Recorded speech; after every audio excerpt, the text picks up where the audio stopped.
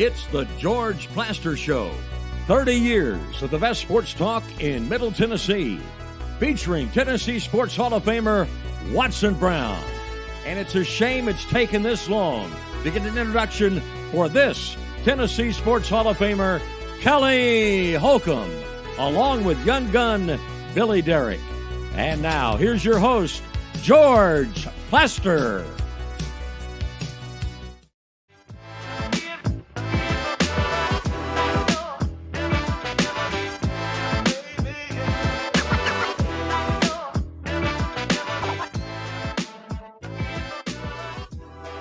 Hello again, everybody. Welcome in. It is right now a sunny Wednesday in Nashville.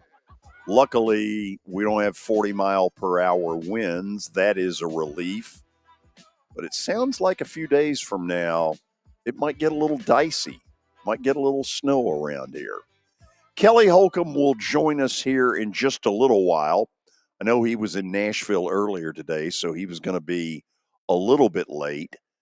As you know, the season is over, so our daily Titans update officially is over. But unofficially, let's say hello to Terry McCormick from Main Street Media. Terry, you attended yesterday afternoon's press conference. That must have been a thrill. Yeah, not a lot of information disseminated there, George. Now, I want to play a couple of clips and kind of take this, give you some thoughts, and then see where you take it. Billy, by the way, hello. Hello. How are you? I'm good. You ready to run clips? Ready to go. Let's go with the first one. I also want to say, I know there's been a lot of speculation over the last, 2-3 months or whatever it's been about the nature of Mike and I's relationship. I will say that Mike and I, we've never had any issue versus whether it's personal or professional. We worked well together and had a good relationship. We were in lockstep. So I want to finally come out and, dispel that. And, I wish Vrabes, nothing but the best. So, Terry, I'm not going to question the truthfulness of the statement. I've got my own opinions. You've got yours. But if it was important to get it out there that they had a great relationship, what the hell did he wait on? Why not do it when the reports first started coming out of Boston? Yeah, you would think that something like that would have been squelched immediately. But Rand Carthon elected to, or the Titans elected to have him take a back seat to Mike Vrabel in terms of media availability during the end season. And we rarely saw or heard from Rand Carthon making himself available throughout the course of the season. Once that began, Mike Vrabel was the spokesperson for the team and really the only one that we saw throughout the 2023 season while it was going on. Let's go with clip number 2. The 2 or 3 characteristics that you're going to look for in the next head coach? In all fairness, I don't want to, go into that right now specifically. I promise you, at a given time when we're, up here, introducing the next head coach, I'll go into that. But I think right now is best for us to keep that tight, amongst ourselves as we go through our process. Really? I mean, look, I'm not a Phi Beta Kappa. My mom was.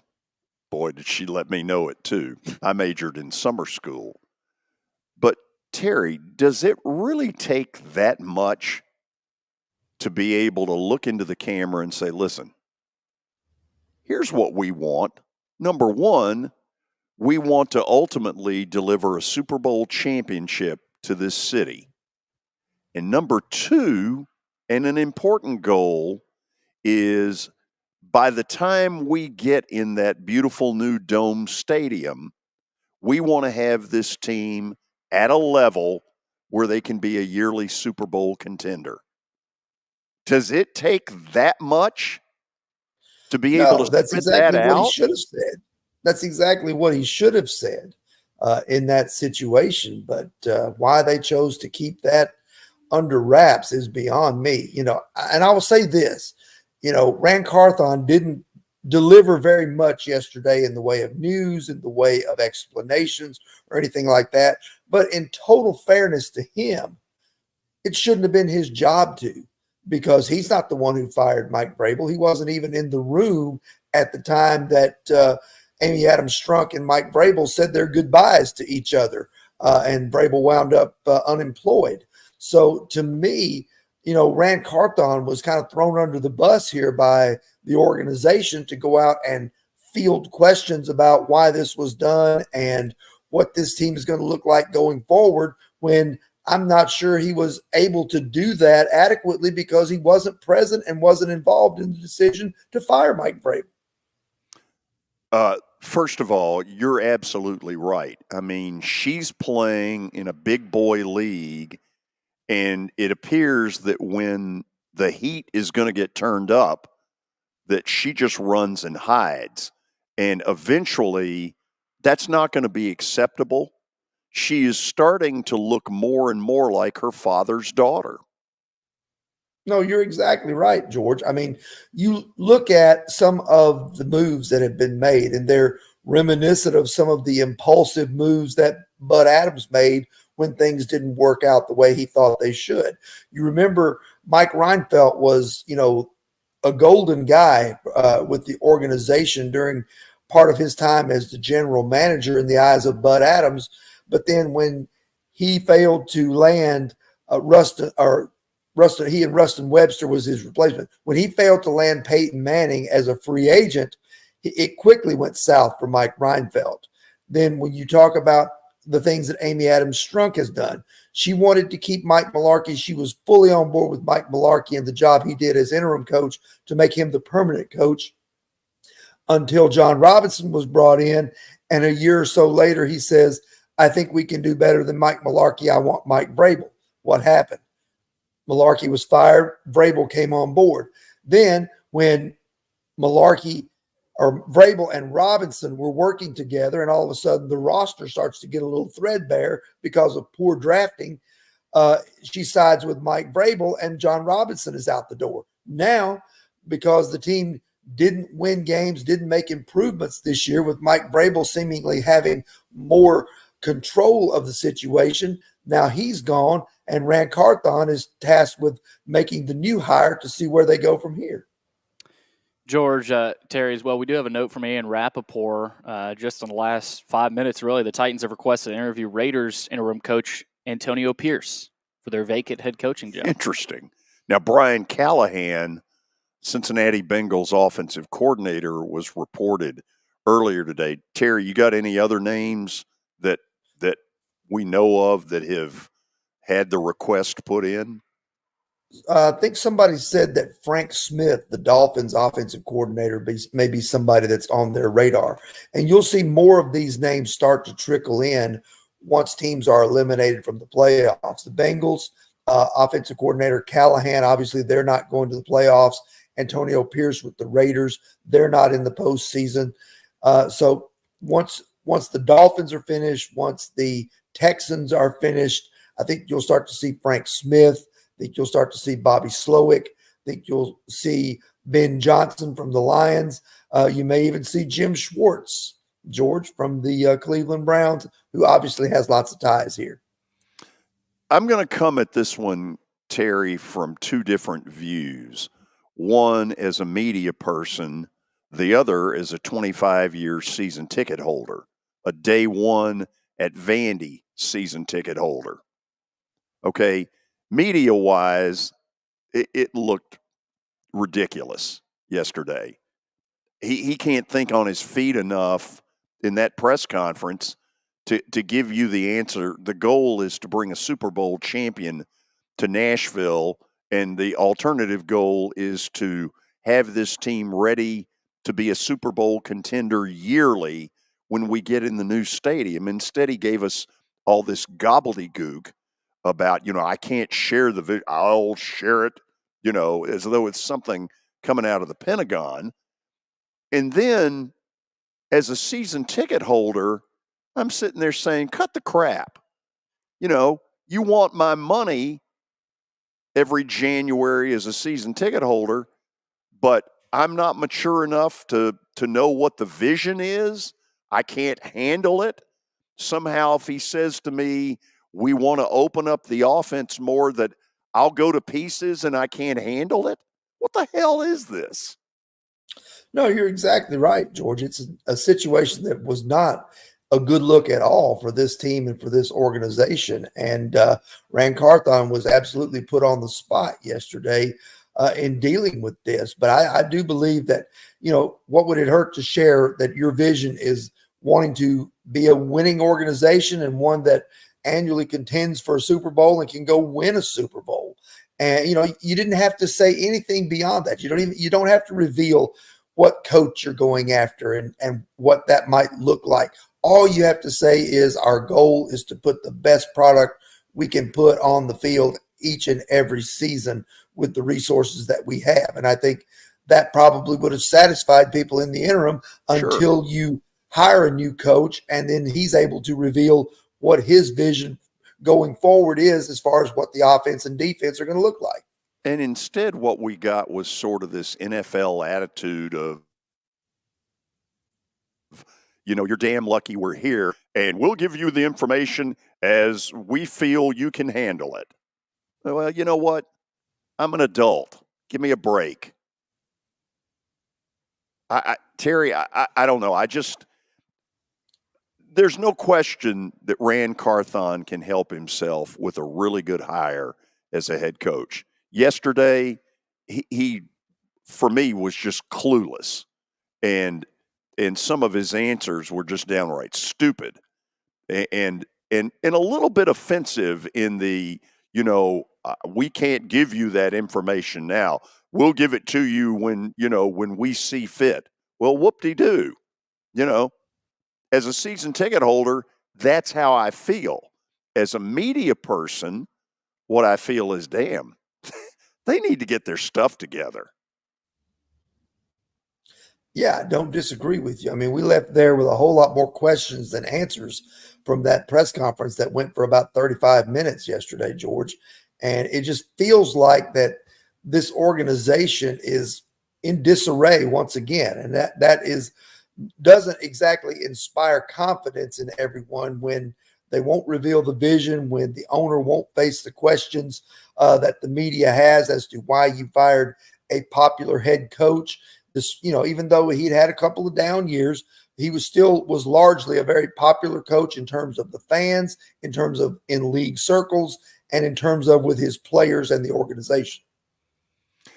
Well, I was very disappointed, although people can point out, George, you basically said on the air yesterday, this press conference is going to reveal absolutely nothing. But I was very disappointed in Rand Carthon. Now, she should have been the one handling the press conference. No question about it. She fired Vrabel. She needed to get up there. She wants to play in the big leagues. Sometimes you got to handle the heat.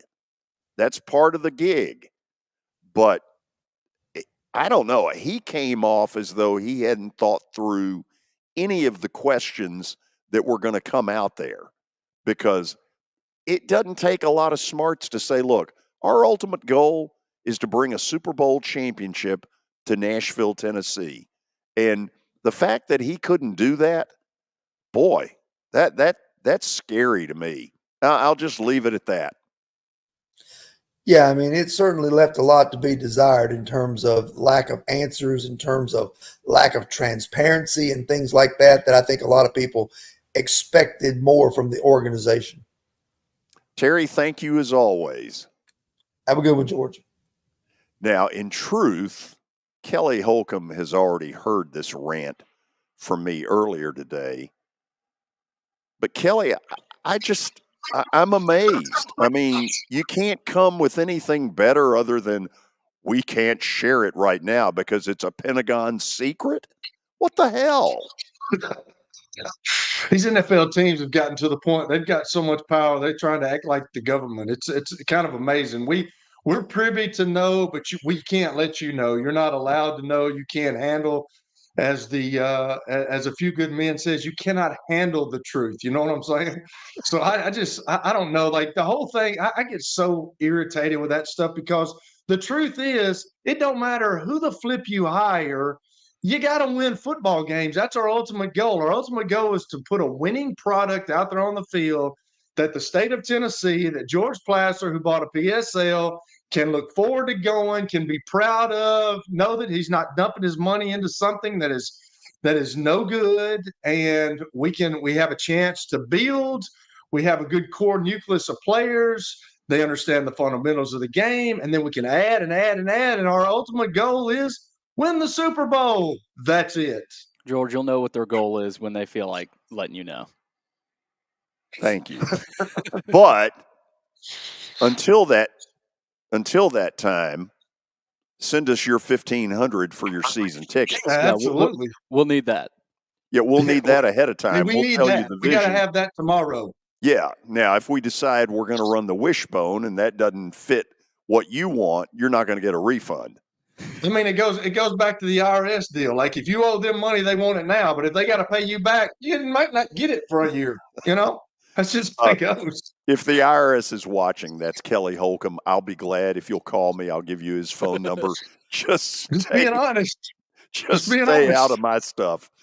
After the break, I can't wait to hear from Tony Basilio because he's sitting there listening to this mess 200 miles to the east. But obviously, Knoxville, Tennessee pays attention to the Titans.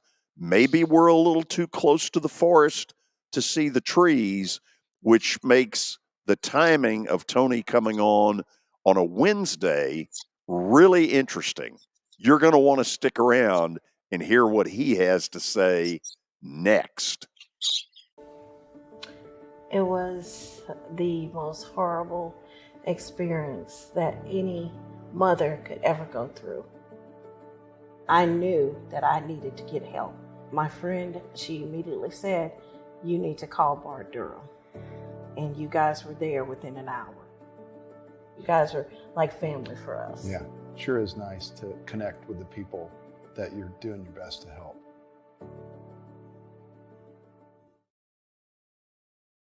As the trusted premier custom home builder in Middle Tennessee, Donnelly Timmons has over 20 years of experience in the industry. Whether you're looking to build your dream home or renovate your current home, their team will ensure that every client and every remodel is unique, luxurious, and completed on time within budget. Founders Dustin Timmons and Joey Donnelly have over 25 years of construction experience in the Nashville area. Together, they have completed projects in Forest Hills, Oak Hill, Green Hills, Franklin, and Brentwood. Dustin and Joey believe that communication is the most important aspect of all construction projects. Therefore, they personally manage each project themselves and are involved in job site activities on a daily basis. Their commitment to quality and integrity has earned them an outstanding reputation among their clients. Contact them to set an appointment for a free consultation or to view some of their completed projects. Give them a call at 615-456-7983 or log on to DonnellyTimmons.com. I'm Watson Brown. I'm Kelly Holcomb. I'm Billy Derrick. We're the George Plaster Show.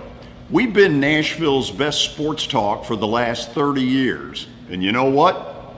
We still are. Catch us live weekdays from 2 to 4 p.m. Central Time in Nashville on YouTube, Twitter, and Facebook. Also, the podcast version is available on Spotify and Apple Podcasts. Looking for more than just awards and trophies? Southern Trophy House is your one-stop solution. For over 60 years, their team has created lasting impressions with a personalized touch. From embroidery to screen-printed apparel to corporate awards, signs, and name badges, they have everything you need to keep your brand shining bright.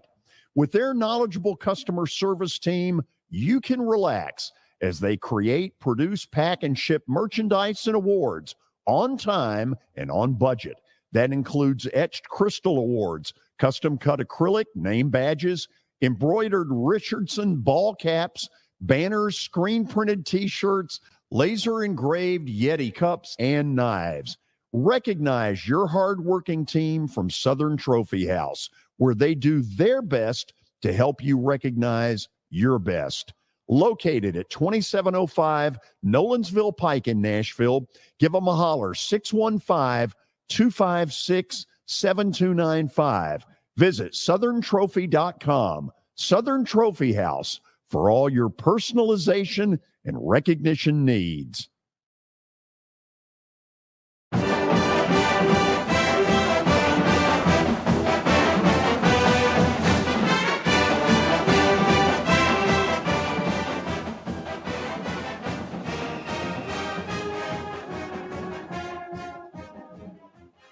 Cannot wait to talk with Tony Basilio, who has seen his share and maybe more than his share of crazy press conferences over a 35-year broadcasting career. And let's bring him up from Knoxville. Hello, Tony. Hey, at Tennessee, at the University of Tennessee, George, I've seen some absolutely insane things down through the years. Hope you guys are well. Where, yeah, absolutely, and hope you are as well. What's the craziest one you've been a part of? Dave Hart one time did a deal where, under his regime, the AD here, where he was going to take the Lady Vol name away for every program on campus but the basketball team. And so that ended up in everybody in an absolute fever. And so he had every women's coach in a room singing his praises. And it was one of the strangest things in the whole wide world because the women were so mad at him. And he learned a lesson that day. And you know what the lesson is? Don't mess with women. So I agree with that. What was the Fulmer one like? The one where he resigned was kind of weird because, you know, you had Vicky up there like patting him and stuff, and the whole thing was just really strange. It was very surreal. We've had some real doozy press conferences though. Bev Davenport and John Curry, when they introduced him as the AD, and she was the former chancellor here, she was goofy as all get out. And there's a video of those two holding the microphone. It looks like they're singing a duet together. Jimmy Cheek one time picked his nose. He was the former chancellor here. He picked his nose and put it behind his ear, and was caught on a live camera doing that. I mean, I don't know. You tell me. The weirdest one I had been a part of was Watson Brown's firing. It came on a Saturday afternoon when Tennessee and Vanderbilt had played, and Watson found out the day before, and he was sort of sworn to secrecy. But I'll never forget the late Tennessean sports editor, John Bibb, as it's obvious that Watson really isn't answering anything. In walks Paul Houlihan. And, I mean, this looks like a scene out of A Few Good Men where John Bibb goes, well, there's our esteemed athletic, I mean, says it really loud. There's our esteemed athletic director, Mr. Houlihan. Maybe he can shed some light. I'm like in my 20s, and I'm like, holy crap. Where is this going? You're not allowed to talk to those people like that until you get a few miles on your tires and you can say anything you want to say. Like we can say anything we want to say at this point. What's the reaction? When you're a kid, you know, these people are larger than life to us. Right. Yeah. In Knoxville, what's the reaction to what's going on here? I think, you know, it's funny. I was talking about yesterday, and to me, this guy's a really good coach. But the Titan fans I hear from say that he's kind of implacable, doesn't get along well with others, is very stuck in his ways, doesn't want to get along with the front office. So Titans management's getting a lot of sympathy here for what they did, which surprised me, by the way. Yeah. Not as much here, although there are pockets of it. I don't think they help themselves in the press conference. And so what the heck? Let's talk about that a little bit. Yeah. To me, if you're going to get up with something as volatile as that info, Right. you have got to think through ahead of time, what are they going to ask me? Yes. And how am I going to answer? Yes. And I better And have the reasons why, right? Like for a general manager to say, we'll hire the new guy and that will tell us where our new, the way he put it, what our new direction is. I'm sorry, that's just not, there's a lot about that that's not reassuring. I mean, to me, that screams chaos. And when you're not prepared, people say, well, you guys are picking on this guy and it's just semantics and it's little things. Hey, look, Rand Carthon's a guy that played major college football. His father, and he came up through the system. His father was a Maurice great Carthon player in the USFL, won a Super Bowl with the Giants. I mean, these are people that have been around this stuff. They've had microphones in their face all their lives, and to not have the reasons why and have it succinctly, boom, boom, boom, boom. George, you know that. What people in that organization, that's what they're there for. Here's your script. You're going to stick to it. I guarantee you people in that organization were like, what in the world is going on here? Yeah. But they wouldn't say it out loud. It's got me saying it.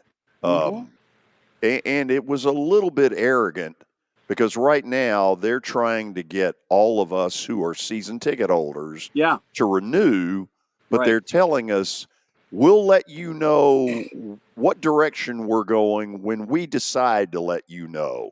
And that's kind of got a little bit of NFL, our stuff doesn't smell kind of attitude to it. And I don't like that. Well, but it's like Kelly said, I mean, at the end of the day, what's anybody going to do but watch and wait and see? I would have thought somebody would have stood up there and said, hey, you know what? It was just time for him to go in our new direction. We're going to focus on, we've got an opportunity here. We've got a window. We've got a young quarterback we really like. This is our thinking offensive, just anything. Really strange. Yeah, I mean, you and I are not Phi Beta Kappas for having come up with those answers. Not hard. But no answer, answer is not acceptable because what a no answer says to your fan base is, we just did this and we really don't know why this happened. Right. Which kind of doesn't work, No.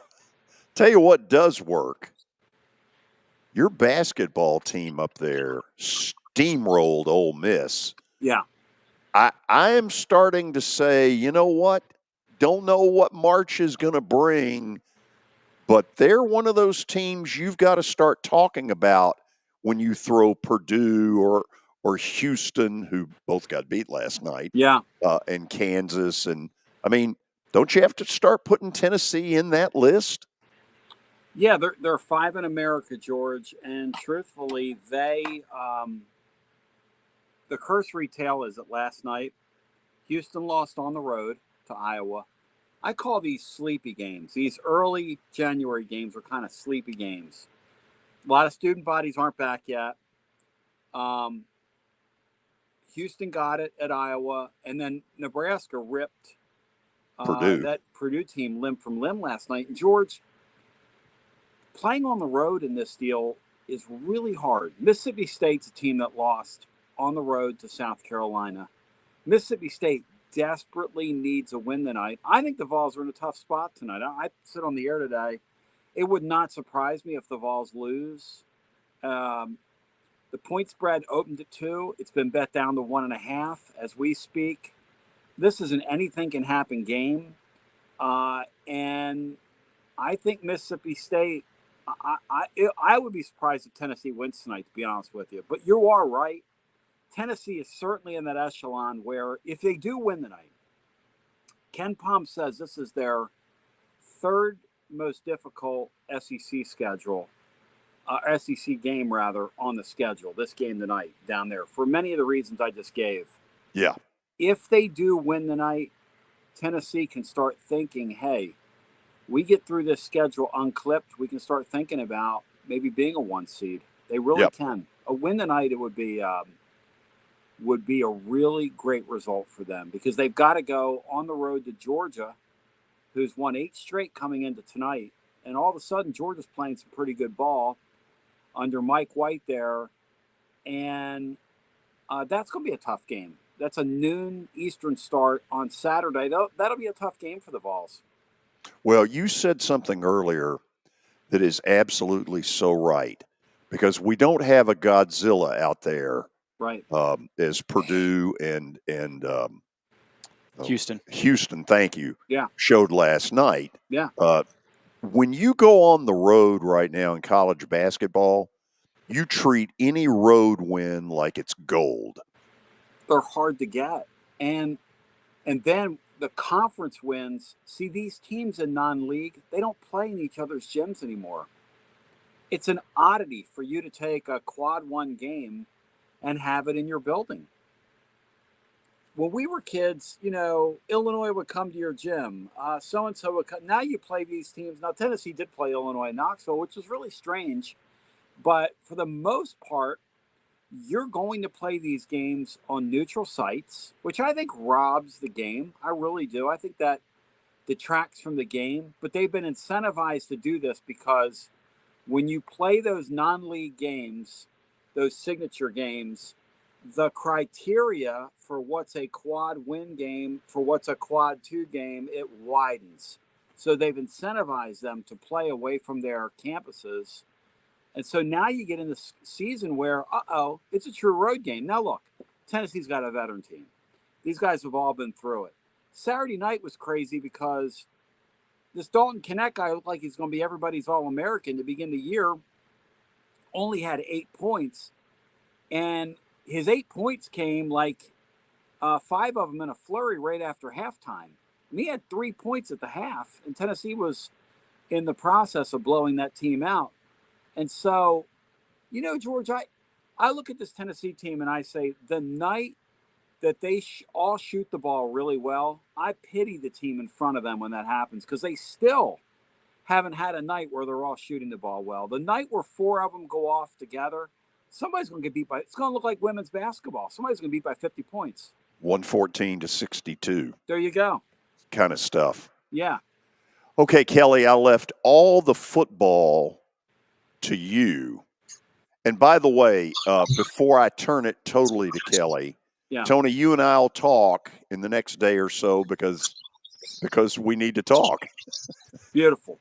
Are we getting rid of Billy? Is that what we're doing since y'all are talking?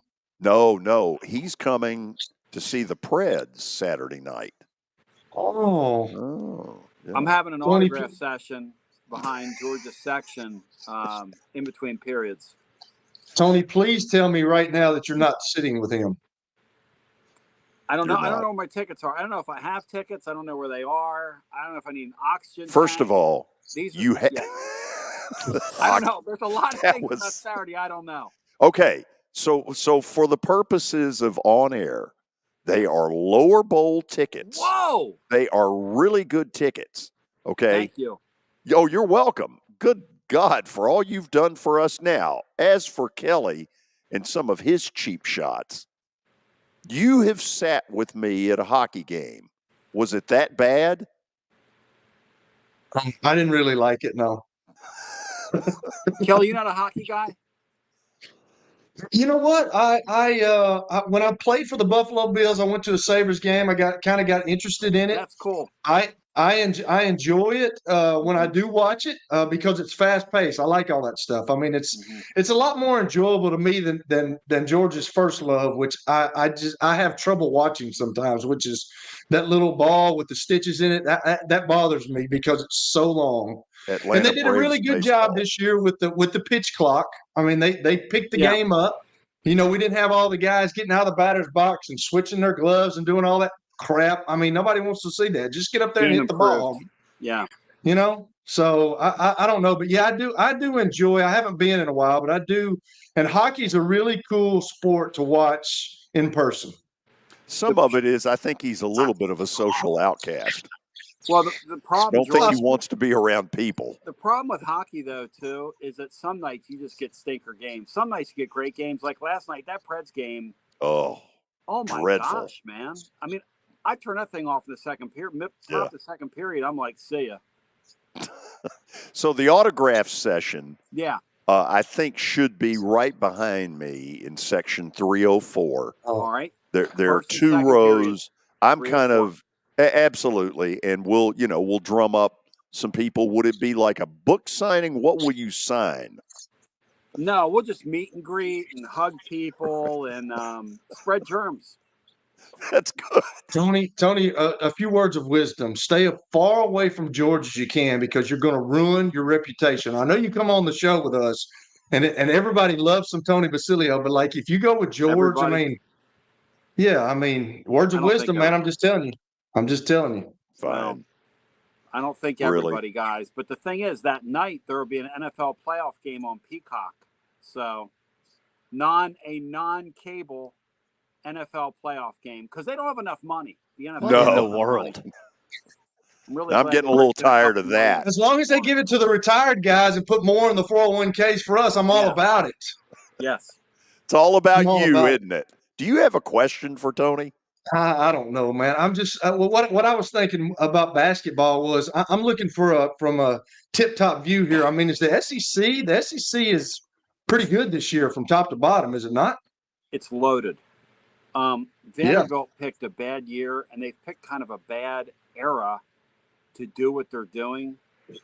And I'm somebody that really values the Vandy-Tennessee rivalry, and I want Vanderbilt to be good in basketball. I think it's great for the sport, and I can't figure it out. I had a listener today just say that he got blocked by Vanderbilt's head coach, who leads the league in blocks every year. I mean, this guy on Twitter, what is this guy? He doesn't recruit, so he just leads the league in blocks. I mean, what's this guy doing? At the top of the league, I think Auburn's got a Final Four caliber team. I think Alabama's got a great basketball team. That Kentucky team offensively, they're as good as anybody in the country right now. Now, the question for them is, do they defend? Tennessee, depending on the night you catch them, can be a world beater. They, right now, offensively can come and go, which is kind of scary. But they're certainly, they should certainly have designs on playing deep into the tournament. And then I think it's a 8 or 9 bid league this year. So, like tonight, Tennessee, I think, has got an elite type team. And I really think Mississippi State's a live dog against them this evening. Just shows you the strength of the league. So, I mean, that's a bunch of teams. But do you think? I mean, I've asked you this before, but can Rick Barnes get them? Can Rick Barnes get them past the Sweet 16? You think? What are you, like a post game show caller tonight? Our post game show, you blend right in with those morons. I want to know your opinion, man. Just tell me. The Barnstormers. The guy goes in and out, wins 25 games. They beat somebody by 35 the other night. And everybody's worried about going to the Final Four. I'm like, look, let's live in the moment, Kelly. Like when you were a quarterback and you'd go before the media. I'm with you. Come on. But you would say to the media, you'd say, well, it's day by day. And all those cliches that you quarterbacks say. Come on, it's day by day here, George. Kelly, what the hell's your problem? Yeah, Kelly. George, you and that shirt's my problem. Get you over and that it. sweatshirt, Vanderbilt Legends. You don't know anything about the Vanderbilt Legends course. So I'm trying to interview Tony. Can you allow me to? Okay. Can you allow me to? So Tony, give us a little bit of football news, man. What we got? I mean, we got some transfer guys coming in. What's the deal? Tennessee just got a kid out of the portal. They're battling Oklahoma, a cornerback from Temple. I mean, he was a freshman All-America, and then he was All-AAC this past year. Does he play? Is he a depth piece? I don't know. They lost 7 guys. So far, they've had 3 coming back.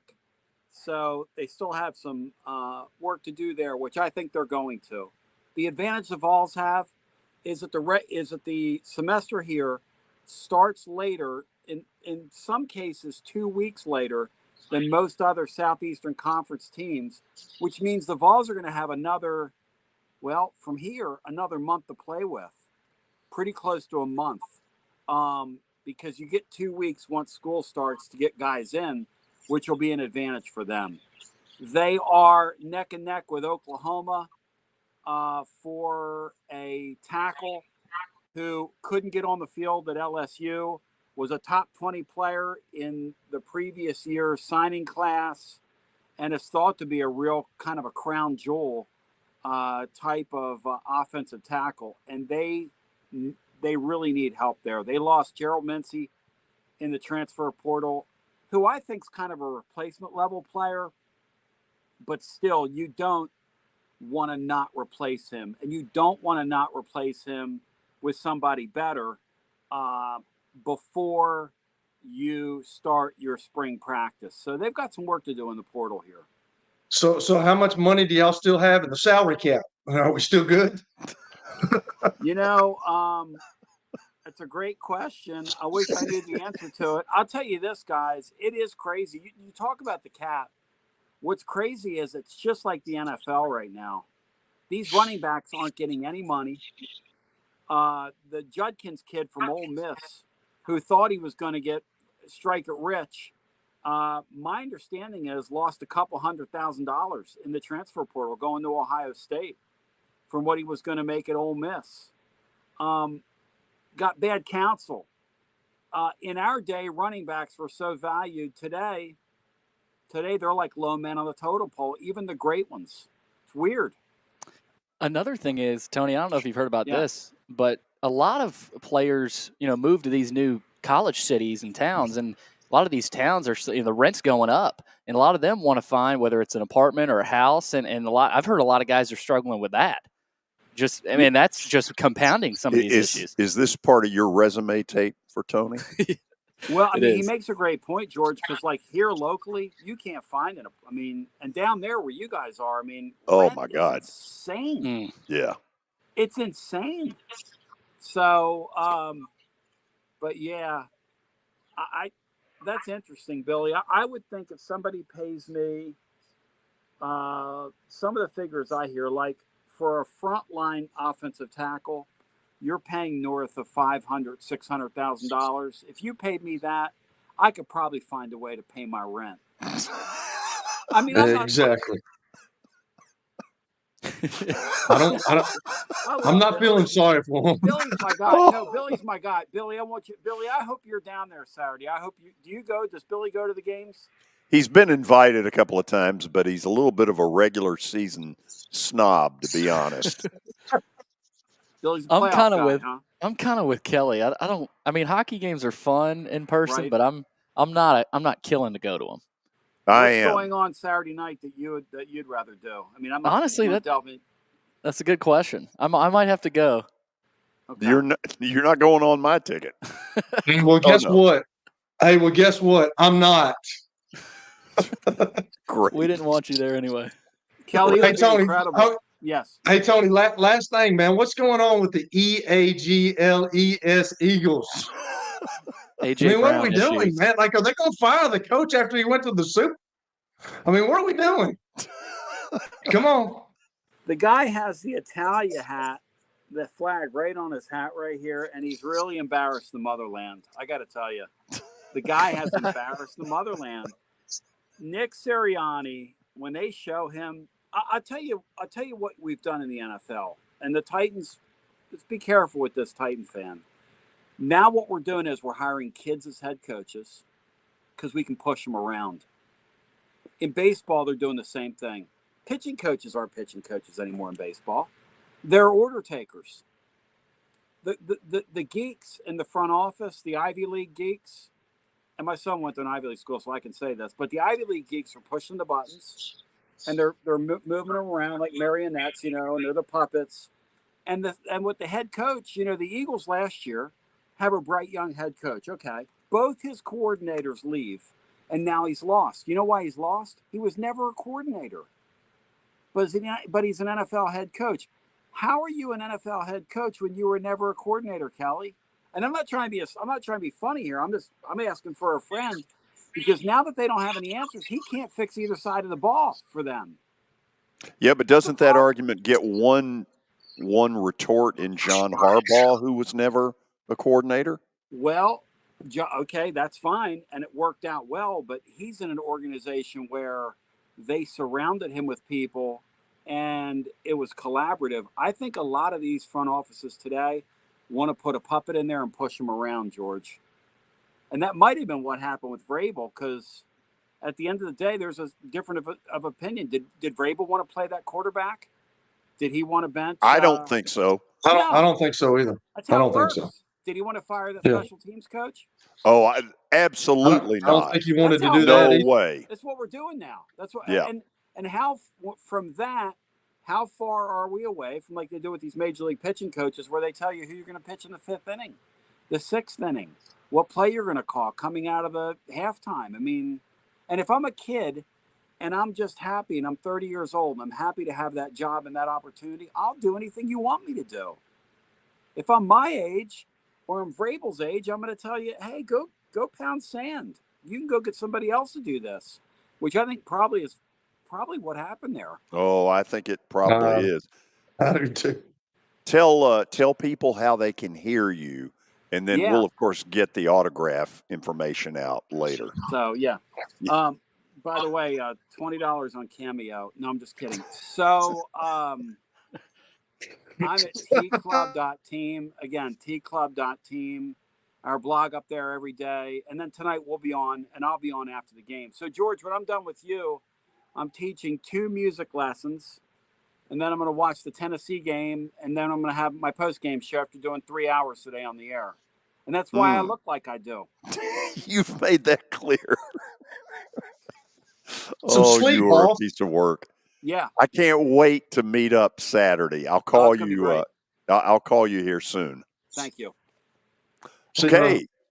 He's the best. He's Tony Basilio, and he joins us from Knoxville, Tennessee each week. And I thank him for allowing us to push this back a day. This has been a crazy week. So if you're looking for certain schedules to work out, probably not. Anyway, after the break, we've got more, including who the Titans have requested to interview. Hold on to it. We'll bring it up right after this. Hit After Hit has become the baseball store in Tennessee.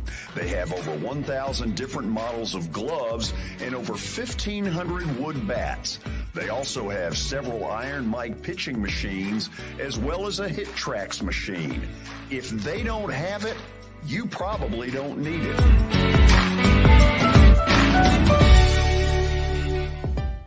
We're proud to call Hit After Hit the official shirt provider of the Plaster and Friends Celebrity Bowling Night.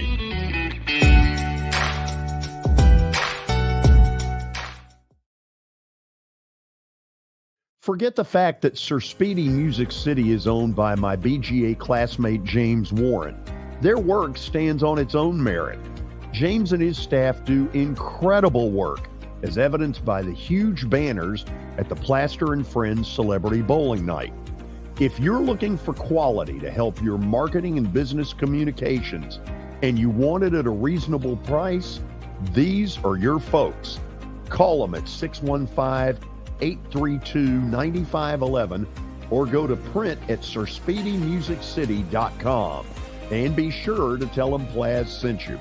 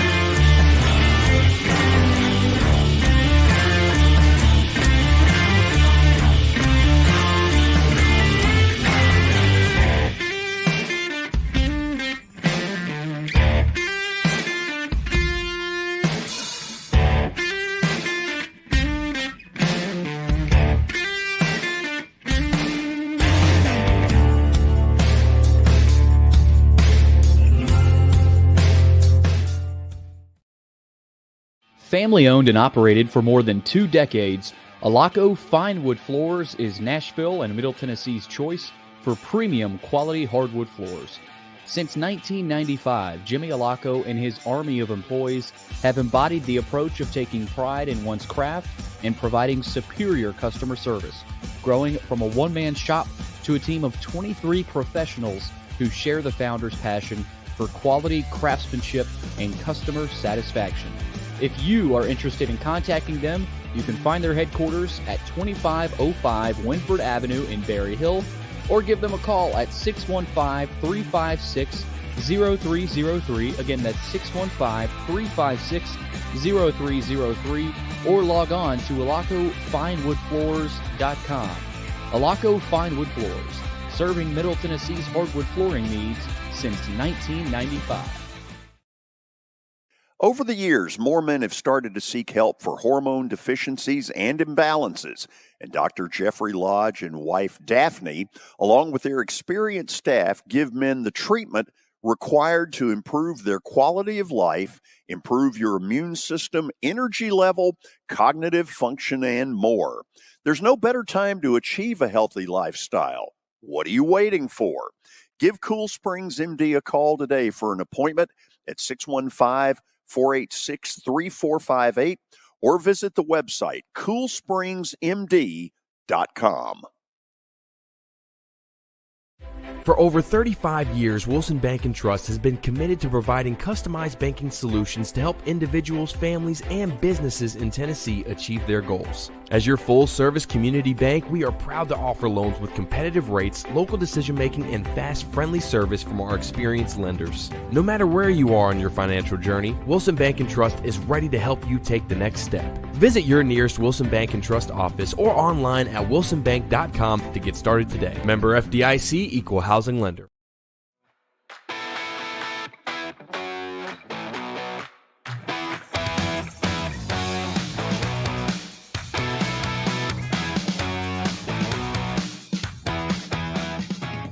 On a week where it has been, man, wall to wall with football, I am able to sneak a tad bit of baseball into this in the next hour.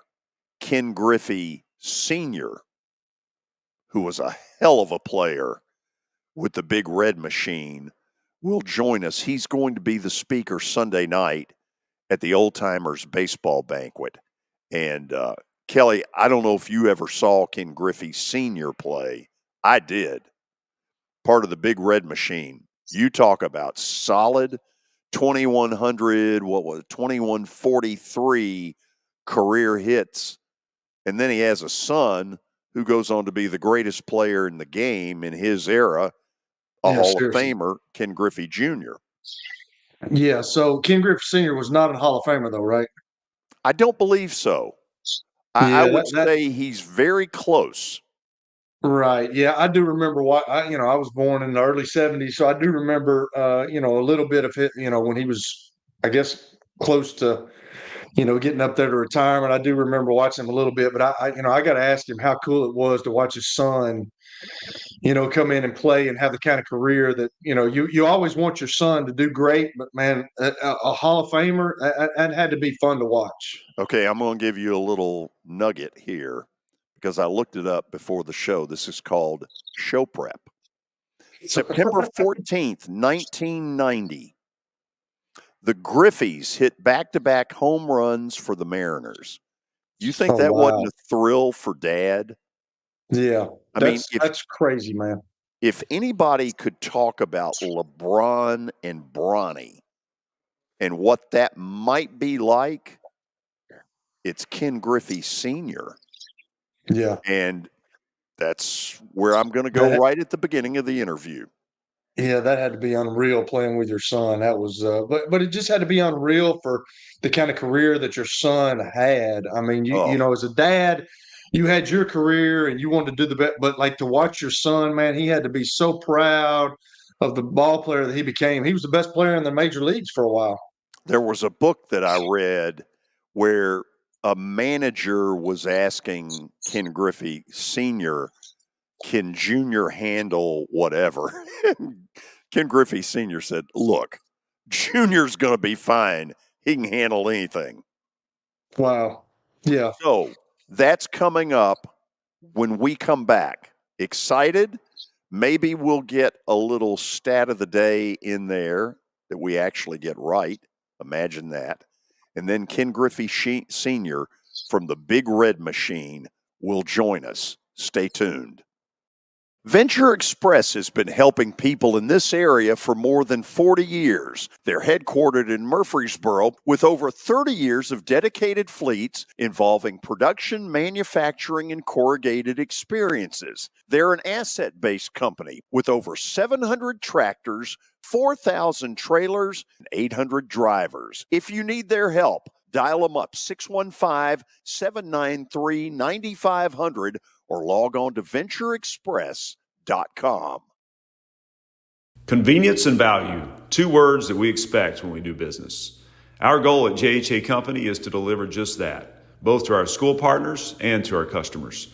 Whether you're purchasing photos, yearbooks, class jewelry, letter jackets, school spirit wear, or senior graduation products, we strive to make the experience easy, convenient, and cost-effective.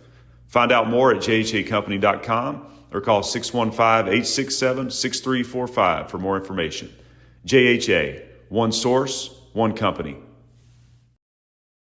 You were in a crash. Yeah. Your kids were in the car with you. We're very lucky to even be telling this story to you. Nikki treated us like family, and she was very caring and loving, and I'm just so grateful for that. She was somebody I could trust, and being a veteran, that's so important to me. My kids are going to have a better life now because I don't have to worry about those expenses that we were out. Your family has really created a legacy of trust, and I would recommend you to anyone.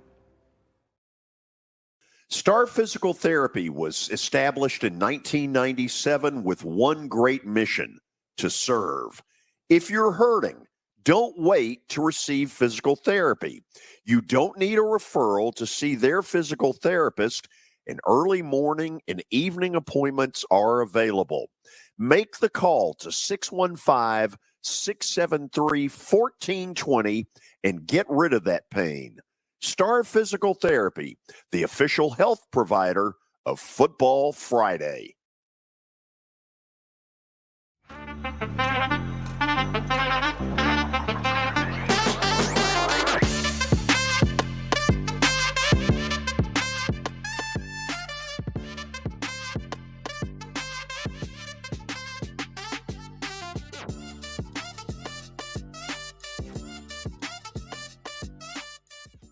Top of the hour on a Wednesday.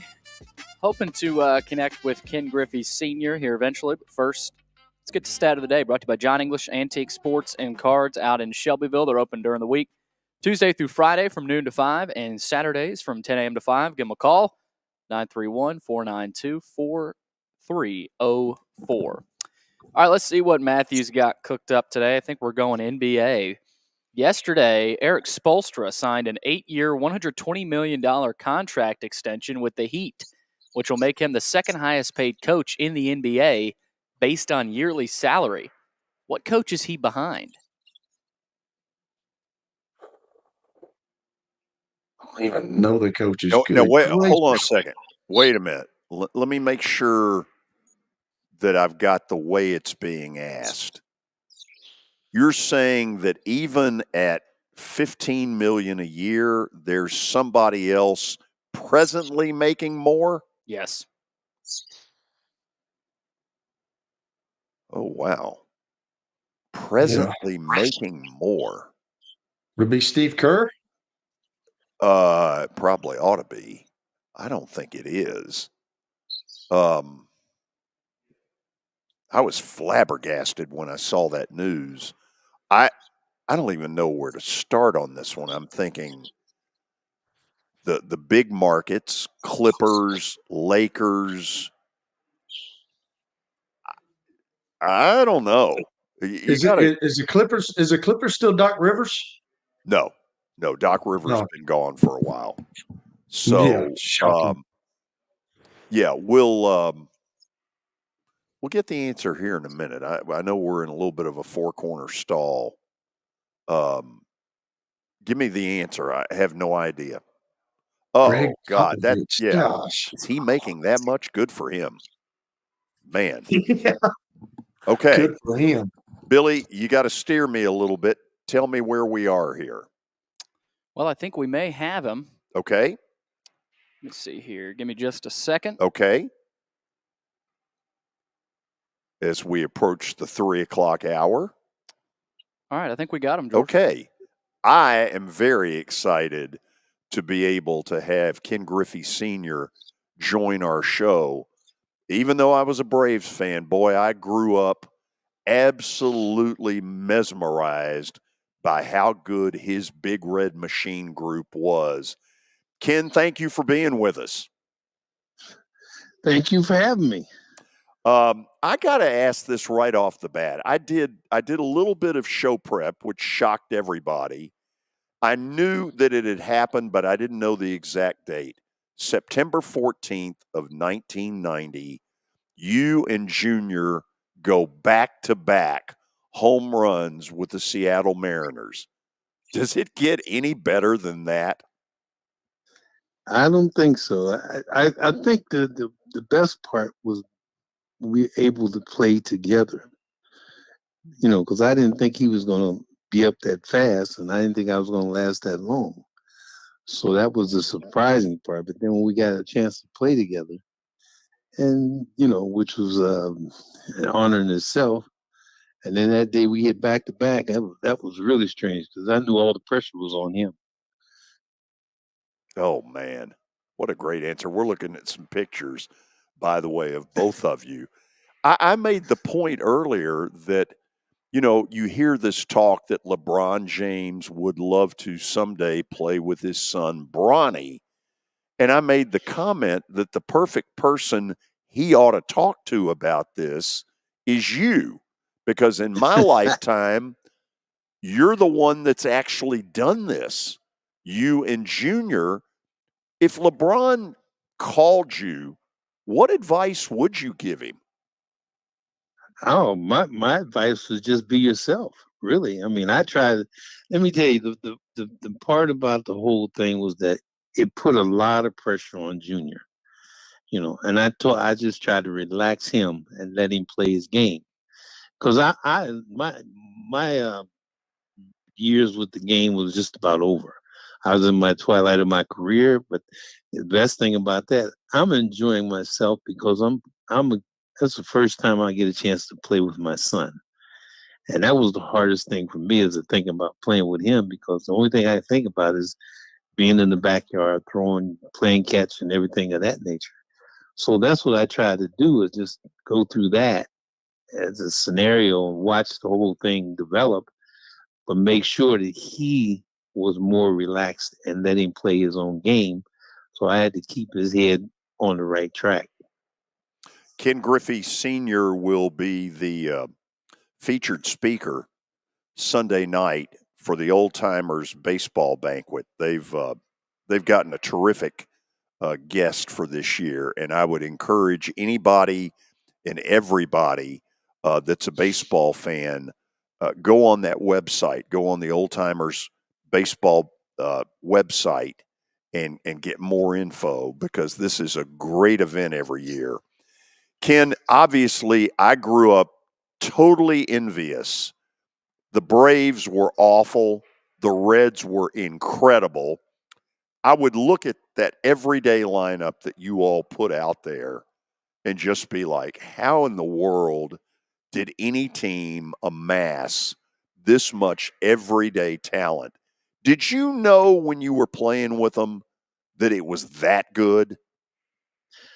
Not really. I knew we were good, but I didn't think I knew the biggest thing was we played together as a unit. Everyone knew their own role, what they had to do, and how they went about their job every day. So, when Sparky decided to move Pete from left field to third base and then put George Foster out there in left field, and I watched George develop in the last 2 years how well he started to play the game and understanding what he can do. And then we had Tony Perez, who was the backbone of the whole club. So we had speed, power. Our defensive abilities were outstanding. So we just played the game as we were players. We just enjoyed playing the game, and we never thought we didn't think anybody could beat us. That was our biggest thing. We were just that good. At the World Series, I was in high school, and I believe it's as good a World Series as has ever been played. The 75 World Series that comes down to Game 7 in Boston. But Ken, if I remember right, you all had about a 3-day monsoon delay before you got to Game 6, which was Carlton Fisk's home run game, and then Game 7 that you all won to clinch it. Just give me some thoughts about that great World Series. Well, it was a situation. We started out, first we got beat up, I guess, by we didn't have the ability to get next to Tiant, and that was the biggest thing we had. Was our biggest obstruction was Tiant.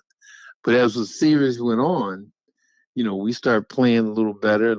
It just got more exciting because they would come back, we would go ahead, they would come back, So it was like up and down on both sides. And then Game 6, we were up by I think 3 or 4, 2 or 3. When Bernie Carbo hit the homer to tie it. Well, Bernie, if you think about it, Bernie Carbo, who I played with Bernie when he was with the Reds. A lot of people don't know he played for the Reds in years, and he was a draft choice in front of Johnny Bench. He got drafted ahead of Johnny Bench. But anyway, Bernie Carbo, if you're watching that Game 6, he went from the worst swing in the world, the most perfect swing in the world, to tie the game up. And I said that's crazy, and that's when Pete thought about it. He said this is the best game in the world. There also was a play in that game in the 11th inning. Dwight Evans makes an unbelievable catch to keep the game tied. I just remember basically lying to my parents and watching this epic thing, until around 11:30 Central Time. It may be the best World Series baseball game I've ever seen. Well, I'll tell you what, it was a lot of fun. That day, I think he made the catch on Joe Morgan. Yes. And I was actually kind of a hit and run for me, and I was off. I was trying to steal second, and I got around second. I didn't believe he made the catch. So there was nothing I could really do with, try to get back to first. But, he had made that spectacular catch and then turned around. He had a hell of an arm, too. So, it didn't make that much difference. And it was 3 outs. But like I said, there were so many plays in that World Series, and so many things were happening. I mean, I hit the double off I was the first one. Everybody kept talking about the Green Monster. And I think I was the first one to hit the Green Monster. And I'm not even right-handed. I hit it off the wall. I think and Fred Lynn tried to make a catch and got hurt. He was a little shaken up. I think I hit the double off the left center field wall, and he tried to make a catch and didn't make it. And he got shook up a little bit. And, I think that was either Game 6, I think it was, something like that. I can't remember what game it was. But like I said, there was just so many different plays that were made in that game or that World Series and different scenarios that came up during the World Series. And it just made the game exciting. Ken, talk to me a little bit about Sparky Anderson, because I felt like back then that some people didn't give him the credit, that just gave it well, hell, anybody could manage that 8 every day because you all were an unbelievable group. But his management of a pitching staff and a great bullpen, I thought were really underappreciated. Well, that was the biggest thing. Sparky, they called him Captain Hook. But Sparky understood what needed to be done as pitchers. And he knew the starting staff was still outstanding. Billingham, Gullett, Norman, and who else was it? Freddie Norman. Freddie Norman and Gary Nolan and Billingham and Gullett. Those four, he was going to put their money on them. And those guys stayed in the game up until the 6th, 7th, and 8th inning. And you think about that, most of those guys, they're starting lineups. I mean, rotation always would about in the game up until the 6th, 7th, and 8th inning. Then he would start working the bullpen with Pedro Bourbon, McEnany, Eastwick, those guys. And he understood what their role was. And he did that easy by just figuring out when and where he was going to put them in the game. Now, the best thing about that whole thing, Sparky didn't get any credit, but Sparky let us play. He never said nothing. He just made sure we were playing that game every day. And if we made mistakes, everybody would come to that person. If you made a mistake in the outfield or the infield, everyone was behind you. It wasn't nothing that anybody was going to downgrade you or anything. And we just kept playing together. And that's what I think was the whole important thing, was that we played as a unit and we understood each other and what each other can do. Ken, I'm sure you've been asked this before. I'm going to throw it out there. How old was Junior when you had to kind of say to yourself, oh my God, this kid is going to be unbelievable? Well, he was actually around about 14, because they're 12 and 13 years old. Actually, he figured he could drive, so he got kind of backing up his grandmother's car out of the driveway. And his mom sent him to me in New York. And when I got him in New York, he just knew he was going to get a beat, because he was there. And as soon as he seen me, he started crying. And that's what you crying for. I said, I haven't did anything yet. So we sat down at the airport for a little while. And I asked him, I said, what do you want to do? He said, I don't know. I said, look, come on. He said, I'll take you to the stadium. We'll take some batting practice. And he was up for that, going to hit at the Yankee Stadium. That was his biggest thing, going to Yankee Stadium and hit. Oh, my goodness. So I take him there. And once we got there, I started throwing batting practice to him, getting better every day. So by the time he hit 14, I couldn't strike him out. So that made, and I wasn't playing with him. I was there, making sure he understood how to handle a bat and how to handle himself, and mentally how well he can handle his mental outlook for what's going on and how he can recognize pitches. And by 14, he understood all that. And then he had already grown about 3 or 4 more inches. So he's taller than me just about then. So it made it easier for him to, go ahead and continue on what he was doing. So he would come back home at 14, 15. He would be playing with the 17, 18-year-olds at home and dominating them. So he understood what he needed to do. Wasn't that part of the reason he came up 19, 20 years old, but a maturity beyond his years, because he had seen all this through you and been through major league locker rooms and clubhouses and all that? I mean, wasn't that a huge help for him early?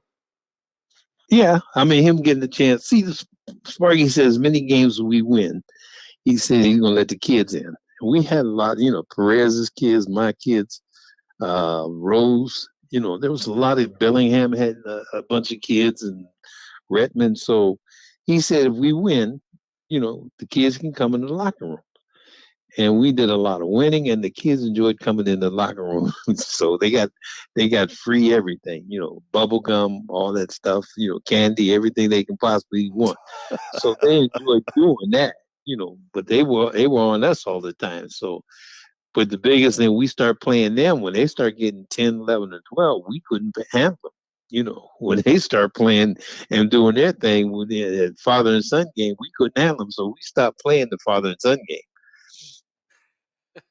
When the kids win the father-son game, that's when you know you got something. That's when you know you got something. So I mean, I'm telling you, they played real well for kids who were 11, 12, and 13 years old. That's funny. Hey, you're going to get asked this Sunday night, so I'll go ahead and ask it. I don't know how much you've been to Nashville in your past. There's a lot of talk about us and expansion. Do you think this would be a good big league city?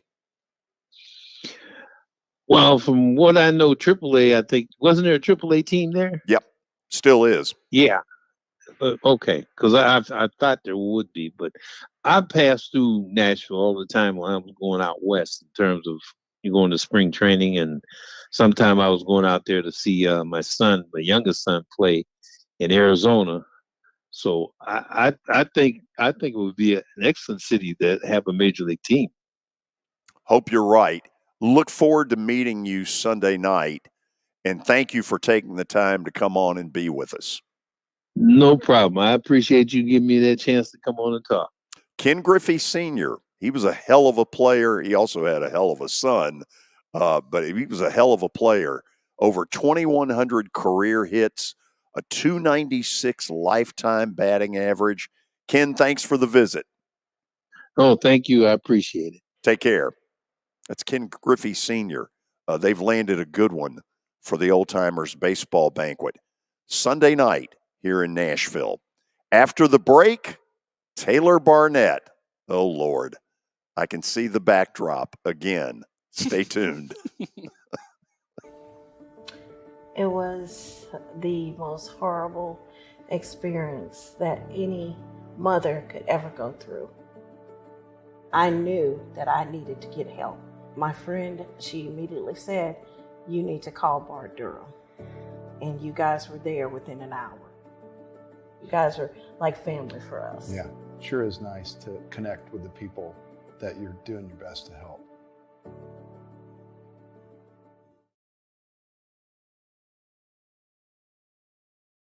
The George Plaster Show is Nashville's best sports talk, 2 to 4 p.m. Monday through Friday on Twitter, Facebook, and YouTube. There's a podcast version available on Spotify and Apple Podcast. As the trusted premier custom home builder in Middle Tennessee, Donnelly Timmons has over 20 years of experience in the industry. Whether you're looking to build your dream home or renovate your current home, their team will ensure that every client and every remodel is unique, luxurious, and completed on time within budget. Founders Dustin Timmons and Joey Donnelly have over 25 years of construction experience in the Nashville area. Together, they have completed projects in Forest Hills, Oak Hill, Green Hills, Franklin, and Brentwood. Dustin and Joey believe that communication is the most important aspect of all construction projects. Therefore, they personally manage each project themselves and are involved in job site activities on a daily basis. Their commitment to quality and integrity has earned them an outstanding reputation among their clients. Contact them to set an appointment for a free consultation or to view some of their completed projects. Give them a call at 615-456-7983 or log on to DonnellyTimmons.com. Looking for more than just awards and trophies? Southern Trophy House is your one-stop solution. For over 60 years, their team has created lasting impressions with a personalized touch. From embroidery to screen-printed apparel to corporate awards, signs, and name badges, they have everything you need to keep your brand shining bright. With their knowledgeable customer service team, you can relax as they create, produce, pack, and ship merchandise and awards on time and on budget. That includes etched crystal awards, custom-cut acrylic, name badges, embroidered Richardson ball caps, banners, screen-printed T-shirts, laser-engraved Yeti cups, and knives. Recognize your hard-working team from Southern Trophy House, where they do their best to help you recognize your best. Located at 2705 Nolensville Pike in Nashville, give them a holler, 615-256-7295. Visit southerntrophy.com. Southern Trophy House, for all your personalization and recognition needs.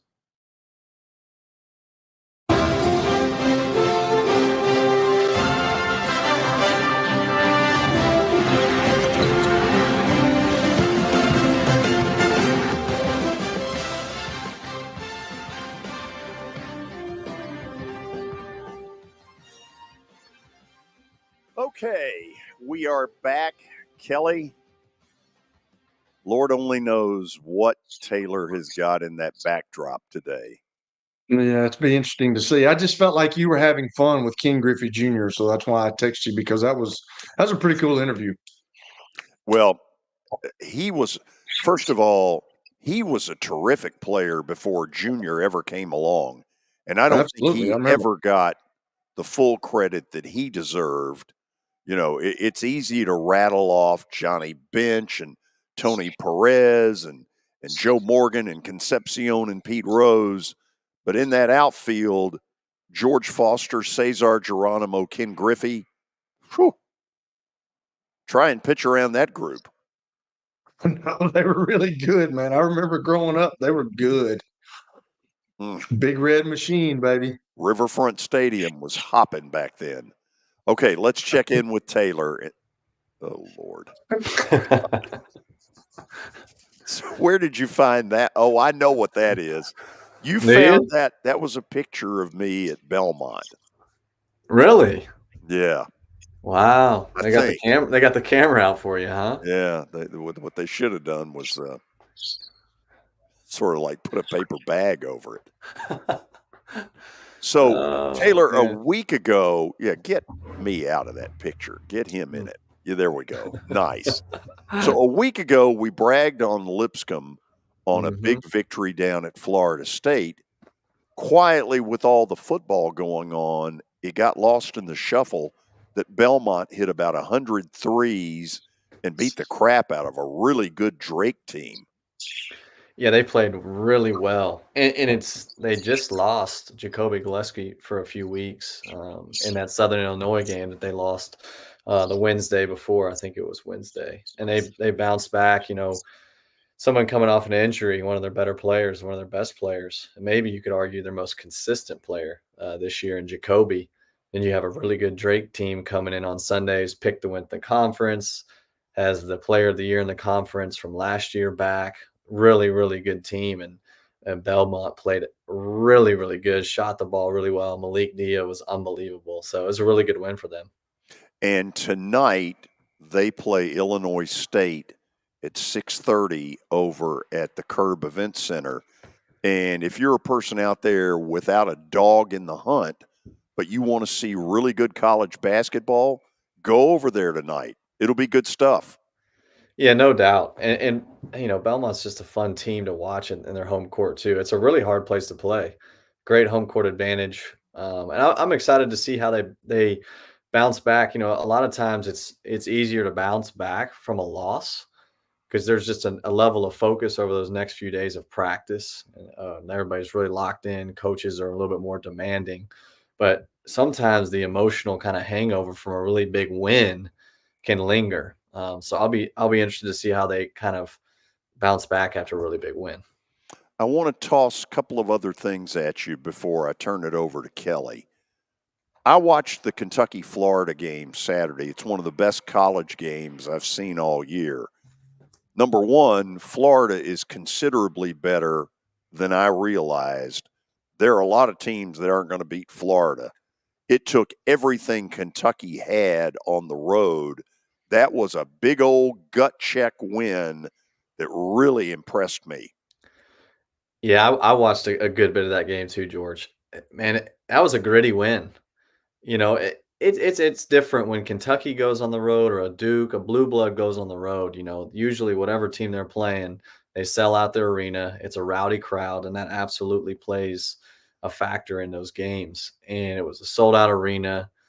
Florida's amped up, and I just was really impressed that Kentucky was able to keep just battling. They never cracked. It was really, they stuck together. They made big plays. Some of their freshmen, Aaron Bradshaw down the stretch, he had a huge block and they hit a huge three, kind of sealed the game for them. So I felt like that was a huge statement for them to go down there and get that road win like they did. Okay, I want to go to something I saw last night when I got back from the Preds game. So Purdue, which I'll admit I'm not totally sold on because I think they're going to run into exactly what they've run into the last couple of years, which is in tournament time where it's harder to hit shots, their guards don't hit any. And my suspicion is, as good as the big guy is, that they're not going where they think they're going, because ultimately that'll end up happening again.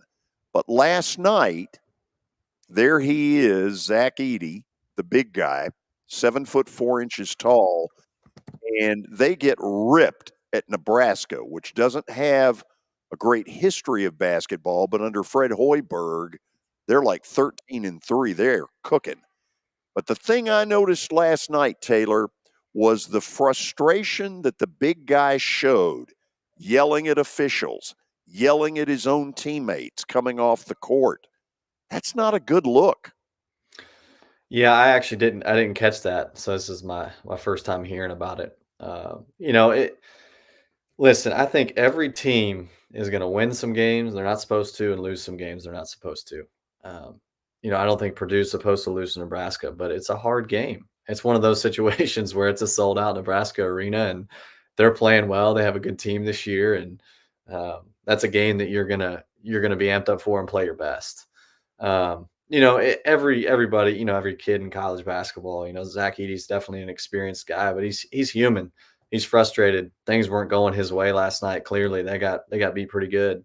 So naturally, there's some frustration. That's one of those moments, though, where, you know, if you're Matt Painter, you still have a guy that you have to teach and help grow, and just a learning moment for him. You know, I bet there's conversations about body language, teammates that are having one-on-one conversations today. Maybe Zach Edey's, obviously he's demanding. You want a leader that's demanding of the guys around you. But there's definitely different ways you go about doing that. So it's definitely something he can learn from. So we know at this point, when we get to March, there is not a Godzilla, you know, like an old Georgetown under John Thompson during their run. That doesn't appear to exist right now. Today, for you, who's the best team in college basketball? Man, that's a great question. Oh, man. You know, I was thinking about this yesterday. I would have said Houston. But, you know, and just because they lost last night and that was their first loss of the year doesn't mean that they're not. By the way, you ever been to Iowa State? I haven't, but I've heard it, man. I've heard it's a great place to play, really. Beautiful. The Hilton Center, I think that's what it's still called. Hilton Magic. Yeah, we went there. One of my Vanderbilt teams in the 80s went there, and it was a tough place then. Seats about 14. They really get into it. I don't guess I was totally shocked when I saw it. Yeah, it is. I've heard it's a really, really hard place to play. But you know what? Like, I still want to say Houston because, you know, listen, they were 13 or 14-0 going to that game last night, and either going into one of the best arenas and environments in college basketball, and a team that's good. Iowa State's good. It's not like they lost to somebody that's not good. Iowa State's really good. And I think Houston has the best defense in the country. Ken Palm would say the same. And their offense is top 20. And usually in history past, the national champion is in the top 15, top 20, both offensive and defensive efficiency. And so I think that they have experience back. I think that they're tough as nails, and they're always going to play hard. And so when shots aren't falling, the teams that play hard are tough as nails and guard usually still find ways to win. So right now, I think Houston is the best team in the country. Yeah, and I'll go with that because what I was about to say, except you took it, was nobody plays better defense than Houston. Their thing has been at times they've gotten in the tournament and couldn't throw it in the ocean, and they appear to have solved some of that. Yeah, they've got some shooting in L.J. Cryer transfer and Emmanuel Sharp, and then Jamal Shedd, who I think is just awesome. I mean, he's not like this, you know, unbelievably skilled offensive player, but he is a leader and he plays so hard. I love watching him play. So I really do think they have some shooting ability in those two guys, and I think they play hard, and there's so much value in that. Kelly, say hello to Taylor Barnette. Taylor, the pictures, Matt, they're priceless. That's awesome behind you. I love it. Now you got to get a jersey or something that George wears, like an old Knights of the Round Table shirt. You got to put on there. Yeah, a That'd be really great. old polo is what I need to get. You know, An old polo. That would be excellent. They are polos. You know, Well, years. Hold on, Kelly. Years ago, when I was doing Western Kentucky games, Ralph Willard was the head coach, and Kevin Willard, who's now the head coach at Maryland, was playing for him. And Kevin was a little bit of a smart aleck. He was 18 years old. He comes up to me and he goes, "Is that a polo or a cheap Knights of the Round Table?" And I told him, I said, "Look, I have to put up with your dad's crap." I said, "I do not put up with it from you." I said, "So you clean your act up."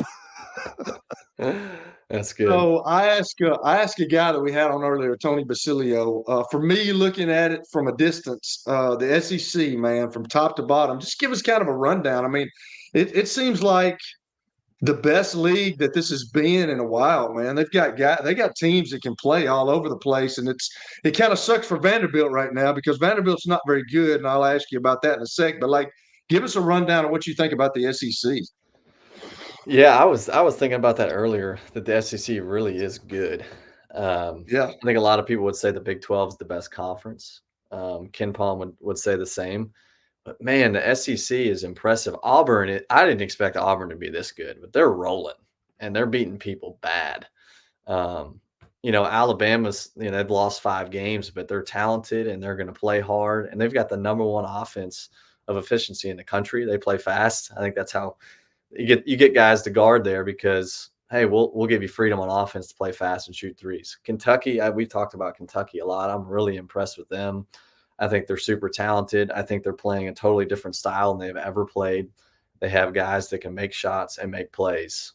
And honestly, with some of their bigs and the way they play and be able to step out and shoot as well, I'm really impressed with them. Tennessee, obviously, I think Dalton Connect has been a total difference maker. He can make shots. He can score. He's got swag. He's tough. And then they're gonna guard. And I mean, think about it. Like, they're old. Like, they're so experienced with Vescovi, Josiah Jordan-James, Jonas Adu. I mean, Zieg. I mean, they're just experienced. So I think they have a lot going for them there. I'm trying to think who else. Florida obviously gave Kentucky everything they wanted. I don't know how good Arkansas is. I feel like they're so up and down. Texas A&M I thought would be better. And I think that preseason they thought they would be better than they are now. But that's part of it. They got some things to work through. So I do think it's a deep league. I think some teams are playing extremely well. I'm interested to see how it unfolds. Yeah, it kind of, and I alluded to it just now, but it kind of sucks that Vanderbilt is on the kind of skid that they're on. I've heard George talk about it, but can Jerry Stackhouse get this thing turned around, you think? Yeah, I mean, they have the talent, I think, to do it. I know they do. I think Ezra Manjon is one of the best point guards in the league. And I know he's one of the fastest and most electric point guards in the country. And he's an amazing leader. So I do think that Tyron Lawrence is an experienced guard that has averaged double figures for a couple years there. They've got some shooting. I don't think they've shot the ball as well as they wanted to at the beginning of this year. But they've also had some injuries. I feel like they're now starting to come together and they've got the pieces that they need healthy. They made a great comeback on Alabama, had a chance to win that game, being from, I think, down 18. Lost to LSU at LSU last night by 8, I think. So I think that in these moments, you just got to stick together. You got to keep getting better every day, take practice really, really seriously, hone into your scouting report. I think that's one thing that Vandy will do well is that they'll give themselves an edge by really knowing the scouting report, really having a good game plan. So we'll see. I think they're healthy. I think they have the talent to do so. It's a good league. Yeah, this will be my last thing. Obviously, my daughter played basketball at Lipscomb. I'm kind of close to Lipscomb, and I watched them play. They had Arkansas beat. I think they were down by 18 to Arkansas and came back. And They only lost by 3, and those guys are lengthy. And then they go down to Florida State and win, and it's a head scratcher because and we all know how this happens, but they go down to Florida State, they win that game. That was a huge game for them. Then they come back and get beat by Eastern Kentucky. So, you're on a high, and then you get on that low. But they're missing some guys. And do you know anything about the Jacob Ignatovich guy? I mean, is he going to come back this year? And I know that the Darren Boyd kid, Debo, I know that he broke his thumb, I think. Is he coming back, or have you heard anything? He's back. Debo is back. Okay. Not sure on Jacob, but Debo has played in the last couple games. Just trying to get back in the flow of things.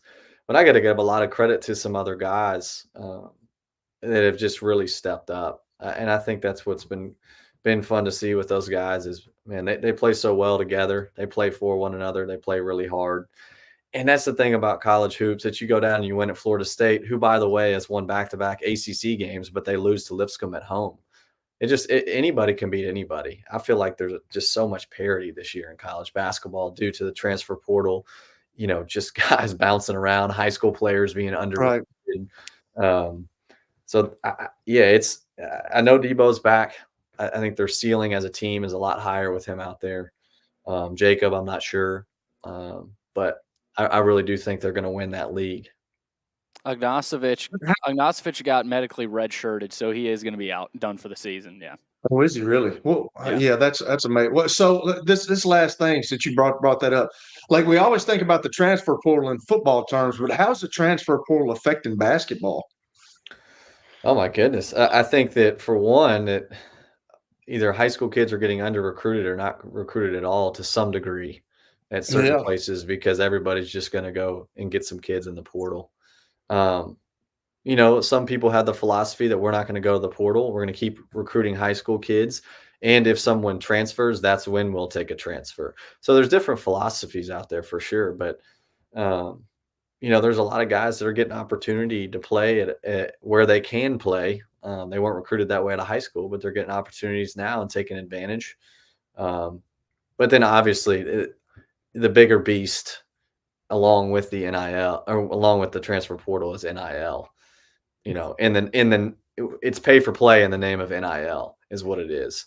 And so it's how much can you pay me? You know what, Kelly? I just noticed something. Back when Taylor was at Belmont, I used to get on him about the lack of a razor. And it looks like you've kind of cleaned your act up there. Now, I'm guessing now that you work for a living that maybe someone has put their foot down on this, but what's going on there? I think it's just the natural maturation process. It's just maturing. You just learn. So people like you just give me a hard time. It's helped. Oh, did I ever? Taylor, thank you as always. Yeah, thank you all. Have a great rest of your day. Taylor Barnette joining us to talk some college basketball today. After the break, the Plaster Bet of the Day. And you will be thrilled to know, Kelly, not one, but 2 picks. 2. Did you win 2 yesterday? Did you win? No. 1-1. We'll talk about it next. Family owned and operated for more than 2 decades, Alaco Fine Wood Floors is Nashville and Middle Tennessee's choice for premium quality hardwood floors. Since 1995, Jimmy Alaco and his army of employees have embodied the approach of taking pride in one's craft and providing superior customer service, growing from a one-man shop to a team of 23 professionals who share the founder's passion for quality craftsmanship and customer satisfaction. If you are interested in contacting them, you can find their headquarters at 2505 Winford Avenue in Berry Hill, or give them a call at 615-356-0303. Again, that's 615-356-0303, or log on to alacofinewoodfloors.com. Alaco Fine Wood Floors, serving Middle Tennessee's hardwood flooring needs since 1995. You were in a crash. Yeah. Your kids were in the car with you. We're very lucky to even be telling this story to you. Nikki treated us like family, and she was very caring and loving, and I'm just so grateful for that. She was somebody I could trust, and being a veteran, that's so important to me. My kids are going to have a better life now because I don't have to worry about those expenses that we were out. Your family has really created a legacy of trust, and I would recommend you to anyone. Over the years, more men have started to seek help for hormone deficiencies and imbalances, and Dr. Jeffrey Lodge and wife Daphne, along with their experienced staff, give men the treatment required to improve their quality of life, improve your immune system, energy level, cognitive function, and more. There's no better time to achieve a healthy lifestyle. What are you waiting for? Give Cool Springs MD a call today for an appointment at 615-486-3458 or visit the website coolspringsmd.com. Star Physical Therapy was established in 1997 with one great mission: to serve. If you're hurting, don't wait to receive physical therapy. You don't need a referral to see their physical therapist, and early morning and evening appointments are available. Make the call to 615-673-1420 and get rid of that pain. Star Physical Therapy, the official health provider of Football Friday. Convenience and value, two words that we expect when we do business. Our goal at JHA Company is to deliver just that, both to our school partners and to our customers. Whether you're purchasing photos, yearbooks, class jewelry, letter jackets, school spirit wear, or senior graduation products, we strive to make the experience easy, convenient, and cost-effective. Find out more at jhacompany.com or call 615-867-6345 for more information. JHA, one source, one company.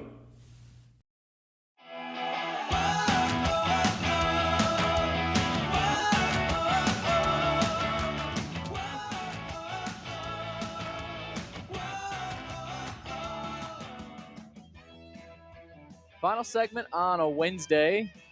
Got some college basketball action tonight. We'll see where George is going. Bet of the day brought to you by Bart Durham Injury Law. Give him a call, 615-242-9000, or log on to bartdurham.com. Let's check out what happened last night. K-State won. The Preds lost. I would have liked to have flipped it, but I told you I thought K-State was considerably better than West Virginia, and they are. And I think they won it in double digits.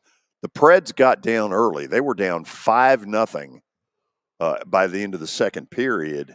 And the Ducks aren't very good, right? No, the Ducks aren't very good, and UC is not playing well. And so when we have Mark McGee join us probably tomorrow, we're going to talk about that, because suddenly, you know, it's one thing to have not gotten off to a very good start, but they are now exactly midway through the season, and UC is still really struggling. And the truth of it is, if he were playing like he did a year ago, where he was lights out, the best goaltender in the league, man, where would they be? You can flip it around and say the fact that they're so impressive in spite of that is a good sign. Go ahead, Kelly. Well, weren't we talking about him last week of all the saves that he had a couple, last week or the week before? So I mean, it's kind of an up and down deal, obviously. Yeah, he had a good game against the Blackhawks in a shutout. Right. But right. Against Calgary a week ago on Thursday night, he was not very good. Andrew Barnette went with Lankinen in Dallas.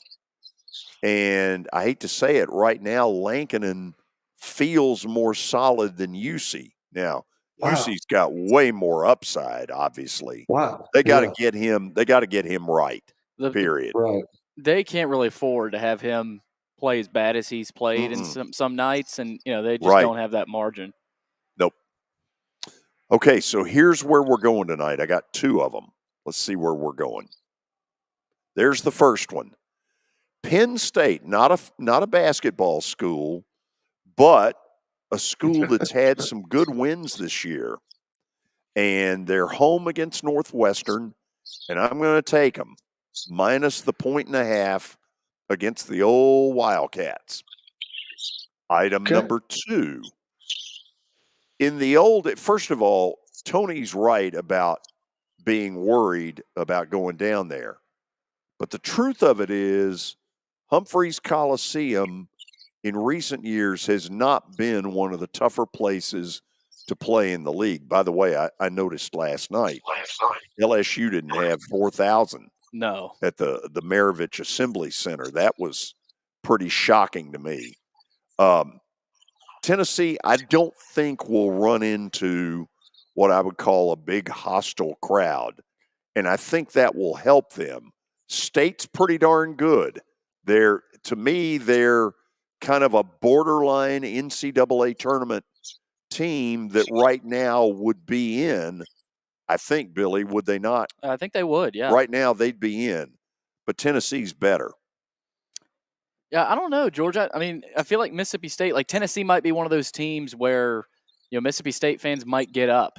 At Kentucky, I'm sure they usually get up for them. Maybe they get up for Tennessee. Who knows? But Tennessee should win this. We'll see. When you go on the road, it can be crazy. Tomorrow, Kelly, listen closely. Yes, sir. At 2:20, former Titan, former New England Patriot, Jason McCourty will join us. Okay. Yeah, Jason Nice. and I did a radio show together for a couple of years. I talked to him a couple of days ago, and as he said, if Belichick is out, and at the moment as we do this show, nothing has happened today, correct? Nope. That I've seen. He made the point to me on the phone that former University of Tennessee footballer Gerard Mayo, don't count him out. If it comes down to Vrabel, which I think it will, and Gerard Mayo, who knows? Wow. It's pretty good. Talk about Jason McCourty will be worth the price of admission. See you tomorrow. See y'all. See you, Kelly.